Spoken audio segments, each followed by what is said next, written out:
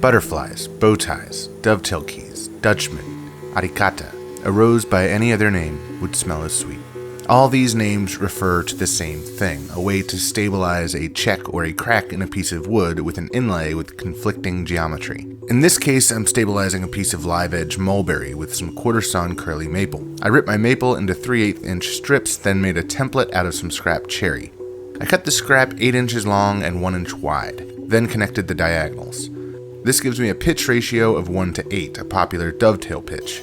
I cut to my line at the bandsaw and laid out the key. The size of the key doesn't really matter since each butterfly is unique and you always cut the bow tie first. I size mine according to the project, but having this layout template will always give me an attractive pitch.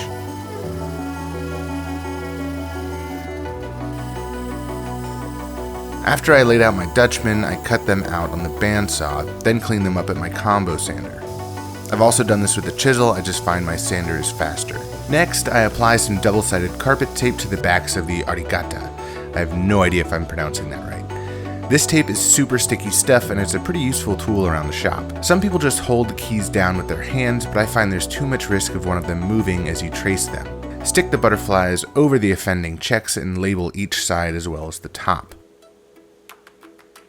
I first use a marking knife to trace the inlay and give my chisel a nice reference. Then it's time to pry up the keys and hog out the waste. I use a 1/4 inch upcut spiral bit in my trim router set just shy of the thickness of the material. I go over my lines with a pencil as a visual aid, then hog out most of the waste with the router. I'm careful not to get too close to my lines because I want to work back to those with my chisel. And upcut spiral bits do a great job at clearing the waste from the cut, but they make one hell of a mess. Now for some chisel work. First, I like to reestablish my knife marks with light taps of a sharp chisel.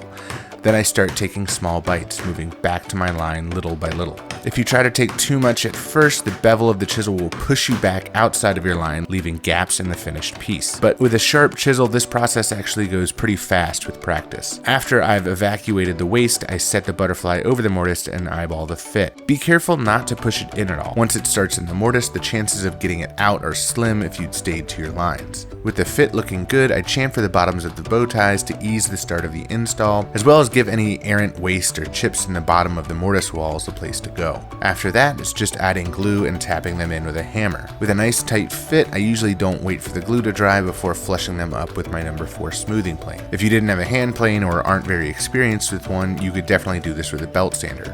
I'm making this piece a charcuterie board, so I filled the checks with charcoal tinted epoxy. And I actually forgot to film that pour, so this is a recreation for another project.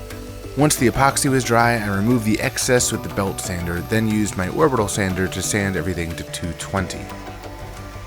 So that's how you make a butterfly, or a bow tie, or a dovetail key, or a dutchman, or an arikata. I don't care what you call it, but they are a lot of fun to make. Thanks for watching.